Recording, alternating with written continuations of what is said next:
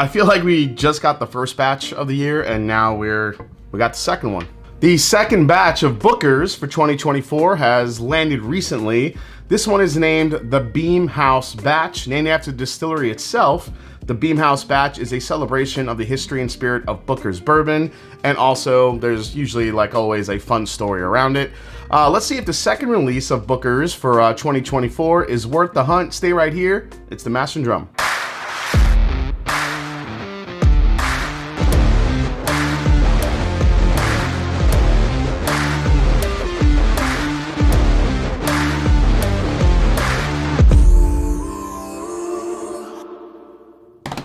What's up, folks? I'm Jason C, and welcome back to the Mash and Drum. Like, subscribe, and keep doing all the things to help me hit that 100,000 subscriber milestone here, hopefully by the end of 2024.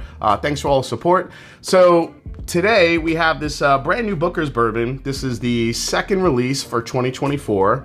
As I mentioned, it's called the Beam House Batch. So let me get this poured. Get a nice healthy pour of Booker's there. As you guys may or may not know, Booker's is the first bourbon that kind of made me really interested in bourbon. A bartender kind of gave me a pour a long time ago and said, have you ever tried barrel-proof bourbon? You know, something that's not watered down. At the time I had not, so Booker's was presented to me. I drank it, and like that was it. I was hooked on bourbon. I wanted to learn more and taste everything I could. And ever since then, even though the price for Booker's has gone up, Booker's has always kind of held a special place in my heart. I know, it's a little sappy. So this batch is obviously centered around the Jim Beam House, which has a long and storied history. I'll read you some of the excerpts here from the batch story because I think it's kind of cool. So these are always in the words of Fred No, master distiller, Jim Beam. He says, I grew up around the corner and lived next door for years before moving in after Dad passed away, meaning Booker No. It goes on to tell the story how Booker No loved to entertain and always wanted to bring people through the house. Friends, neighbors, business partners, employees, everyone's welcome. Dad loved when people would stop by and come in the back for a drink, and now tradition I am proud to carry on. So really cool little batch story. All right, so let's dive into the details of this batch, which includes an ABV of 62.3% or 124.6 proof. The age statement says 7 years, 2 months, and 22 days. As always, it's uncut, unfiltered, with an SRP around $99.99, so call it $100. All right, let's dive in. Here we go. Now, the first pour I took of this, I can't say I was getting an intense amount of the, typical Beam nuttiness or that Booker's peanut shell. I get it a little bit more now, but it's still not as prevalent as some other batches that you may or may not have had.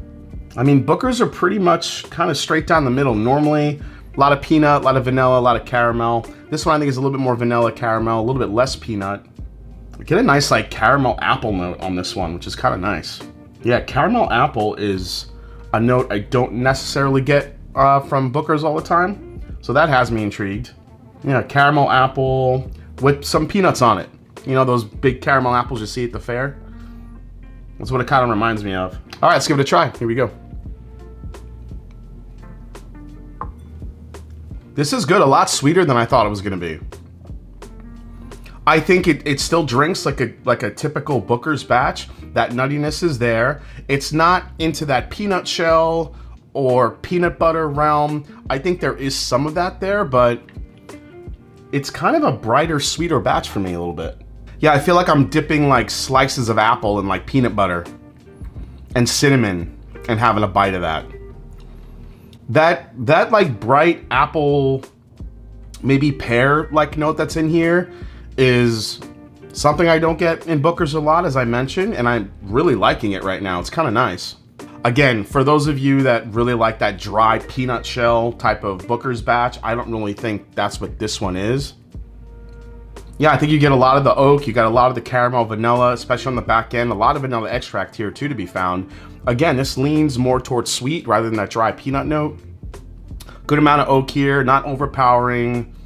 Again, the thing about Booker's is like once you compare it to some stuff that has some age on it, like if you take this, put it up against like a 10-year-old or an 11-year-old product, sometimes even doesn't even take that much, an 8 or 9-year-old, sometimes that youthfulness does come out and you could taste it a little bit. I am glad that we're seeing a trend of the latest Booker's releases getting into that 7-year age statement. rather than the 6-year.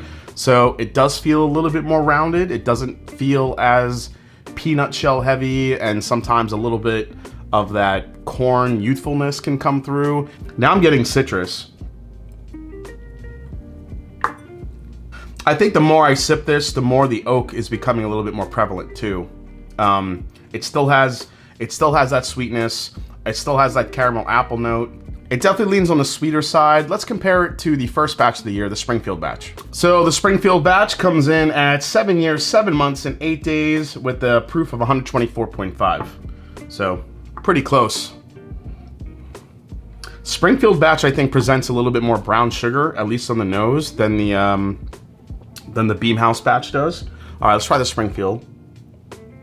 So if I remember correctly, the Springfield batch for me didn't really give a lot of peanut, but it also didn't give a lot of sweet either. The Springfield batch gives you way more oak presence here, I think, on the palate, a little bit more brown sugar, but less sweetness. Then you go to the Jim Beam House batch, and yeah, I think it's a brighter, sweeter type of flavor profile, but I think it gives you some of the oak and a little bit of the brown sugar. I don't think it's as much as you get on the Springfield batch on the back end of this one.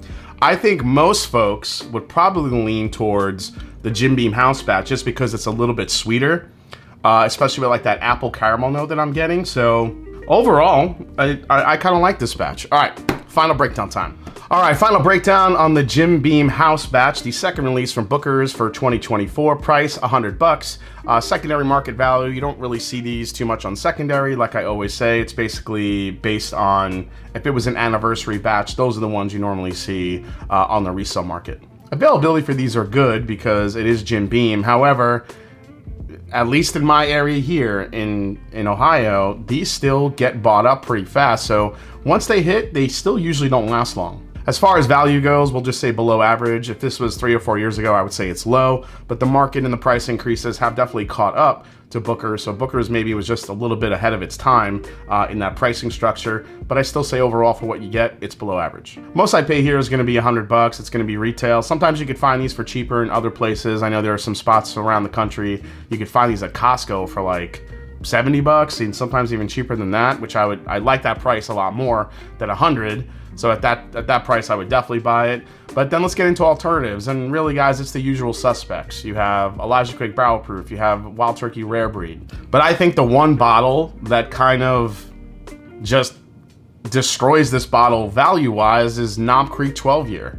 Knob Creek 12-year. Now, even though Knob Creek 12-year is only 100 proof, it's a $60 bottle that's 12 years old from Jim Beam that I think has some more dimension and some more flavor than most of these Booker's batches do. I could even throw in Knob Creek 9-year single barrel, which is also older and 120 proof. It's a proof a lot closer to this, and it's also older. So when I'm looking at it, I think that Jim Beam views this as a premium bottle of uncut, unfiltered bourbon, and they price it as such. And lastly, is this a skip, a try before you buy, a buy, or a buy back it up? For me, I'm gonna go try before you buy. It was this close to a buy on this one for me.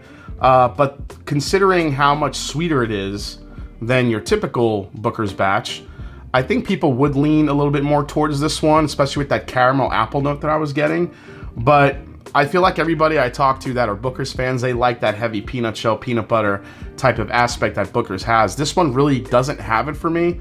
I think it's a little bit, again, on the sweeter side, but I think something really cool happens when Booker's does get that apple note. So if you do find it or you do get to try a pour of it, would always be curious to see what you guys think of it. So, you know, if you have tasted it, leave a comment down below and let me know what you think.